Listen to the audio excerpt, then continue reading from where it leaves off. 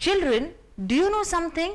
That earlier, unlike the villages, these tribal people do not have any private ownership over the parts of forest area.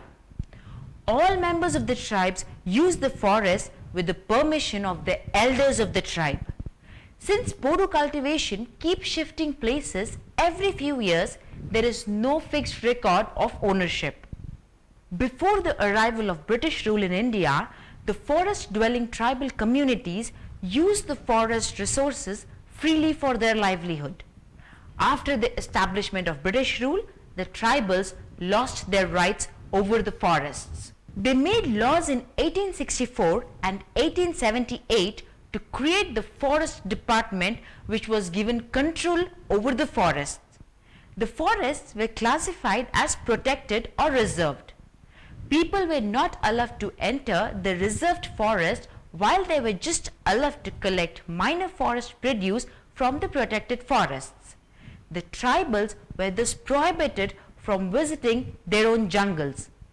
The officials of the forest department harassed them a lot and charged a lot of money from them to allow them to collect even a minimal amount of forest produce. After independence, there was some rethinking on the issue of the forest policy. The Government of India declared the new National Forest Policy in 1952, which did little to help the tribals. Until early 80s, most of the people were of the opinion that the tribals were a source of nuisance who harmed the forest after exploiting its resources. The tribal movements to gain their rights continued, and eventually in 1988, India launched its National Forest Policy, which addressed the problems of the tribals aptly. Under this policy, a program named Joint Forest Management was started, which proposed that tribal communities will be allowed to manage specific forest blocks in association with the Forest Department. The protection of the forests would be the responsibility of the people. This policy also permitted the tribal communities to use the forest produce in a judicious manner. The tribal communities were enlightened about the importance of the forest conservation and encouraged to participate in afforestation drives.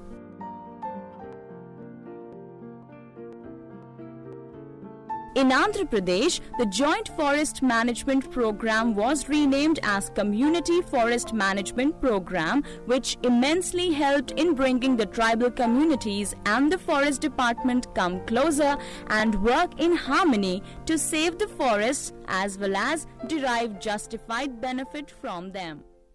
Children, keeping in mind the problems of livelihood faced by the tribal communities, Forest Rights Act was passed by the Government of India in 2006, which allowed the forest dwellers to collect minor forest produce like bamboo, honey, wax, lac, tendu or medicinal plants from the forest to ensure livelihood and food security.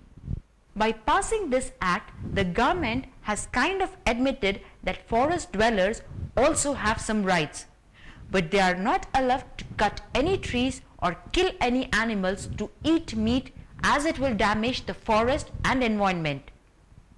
Hope the forest learning experience was an interesting one. Till we meet next time with a new lesson, take care.